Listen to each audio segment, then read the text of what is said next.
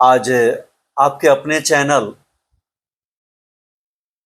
ज्योतिष समाधान, ज्योतिष फलादेश, एस्ट्रो रिजल्ट्स में आपका स्वागत है।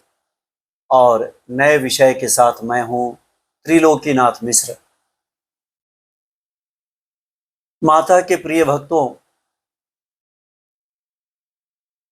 इसके पूर्व के वीडियो में मैंने माता कालरात्रि की महिमा का वर्णन किया था और आज मैं आपके बीच लेकर आया हूं माता महागौरी के बारे में एक सम्यक विश्लेषण।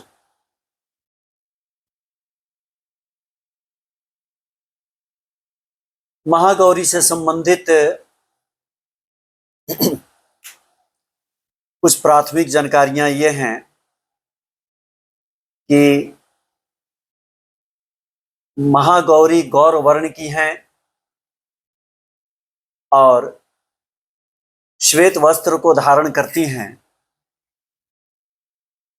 4 भुजाओं में उनकी 2 भुजाएं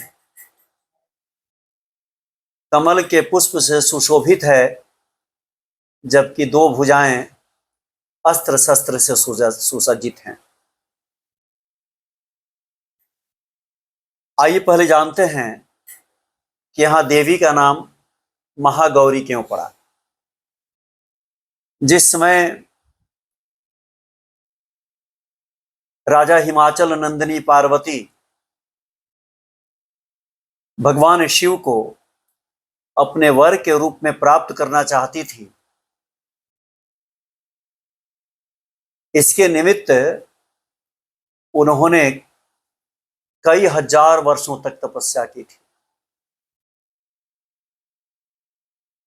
उनकी तपस्विनी होने के कारण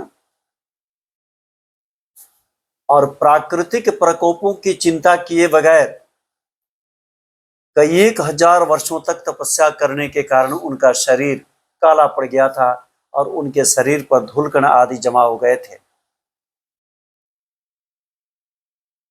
उनकी तपस्या से प्रसन्न होकर भगवान शिव उनके पास आए और उनकी जो इच्छा थी उस इच्छा की पूर्णता का वरदान देकर के चले गए। पार्वती उनकी अर्धांगिनी बन गई। एक दिन कैलाश पर्वत पर दोनों बैठे थे। कौतूहलवश भगवान ने उन्हें काली शब्द ऐसा बोलकर उन्हें चिढ़ाना चाहा। आमोद प्रमोद के कारण उन्होंने यह बात कही, लेकिन यह बात उन्हें लग गई। तो माता जाकर के पुनः तपस्या करने लगी और उन्होंने घोर तपस्या की। वह अपने काली स्वरूप से गौर वर्ण स्वरूप की ओर जाने के लिए गंगा नदी के तट पर, जहां से गंगा नदी प्रवाहित होती हैं, निकलती हैं गोमुख से, वहां तपस्या की, कठोर तपस्या की।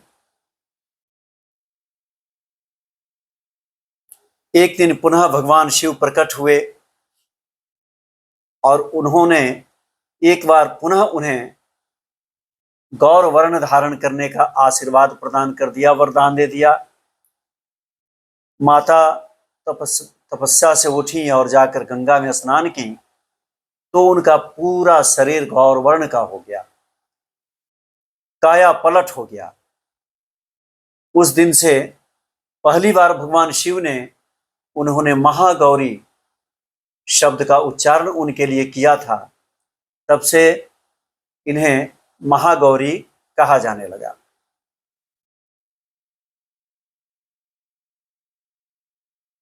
महागौरी नवरात्र के अष्टमी तिथि को आती हैं और उनका उस दिन का की सवारी होती है बैल, वृषभ पर आरूढ़ होकर के आती हैं और जो भक्त उनकी पूजा अर्चना करते हैं उन्हें दाम्पत्य जीवन में मधुरता की प्राप्ति होती है, उनका जीवन धन धान्य से परिपूर्ण हो जाता है, दाम्पत्य जीवन सुखमय हो जाता है।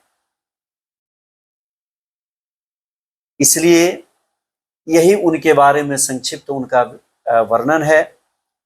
आज मेरे व्हाट्सएप पर मेरे अनुजवत पंडित आनंद जी ने एक प्रश्न पूछा है कि माता के लिए बाघ कब सवारी बन जाता है। तो अभी जो उपरोक्त जो पौराणिक बातें मैंने आपको बतलाई, इसी घटना में इसका उत्तर है। जिस समय माता तपस्विनी बनकर तपस्या कर रही थी, उस समय एक बाघ वहां बैठकर इस प्रतीक्षा में था कि जब इनकी तपस्या पूरी हो तो मैं इनका भक्षण कर लूं। लेकिन इतने वर्ष लग गए तपस्या में कि माता अपनी आंखें नहीं खोली, बाघ निकट चला गया। जब मां अपनी आंखें खोलती हैं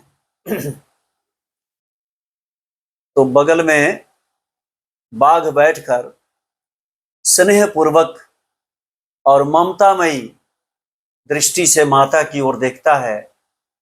मां मुस्कुराती हैं और उसका आवाहन अपने सवारी के रूप में करती हैं और उस पर माता आरूढ़ हो जाती हैं। अर्थात बाघ जो होता है वह पार्वती जी का वाहन होता है। बाकी सब जगहों पर माता के लिए कहीं वृष है, गर्दभ है, सिंह तो सभी जगहों पर है, लेकिन बाघ वाहन के रूप में केवल इसी जगह पर है। माता पार्वती जब चलती हैं तो वह बाघ पर आरूढ़ होकर चलती हैं। अब उसमें उनका एक और प्रश्न था कि उन्हें बाघ सवारी के रूप में किसने भेजा था। उनके पुत्र थे कार्तिकेय, जो देवताओं के सेनापति थे। दक्षिण भारत के की एक धार्मिक ग्रंथ में इसका उल्लेख मिलता है कि जब माता पार्वती तपस्या कर रही थी तो उन्हें आने जाने में कष्ट का सामना करना पड़ता था। तो कार्तिकेय जी ने एक बहुत ही अन्य बाघों से अलग सफेद वर्णी बाघ को पकड़कर लाए और माता को उन्होंने दिया कि हे मां, आप इसी पर आएंगी और जाएंगी। तो कार्तिकेय जी उनके लिए वाहन के रूप में उस बाघ के प्रदाता हो गए। आज बस इतना ही। पुनः नए वीडियो के साथ अगले दिन हम आपके बीच आएंगे। तब तक के लिए वंदे मातरम, जय मां अम्बे।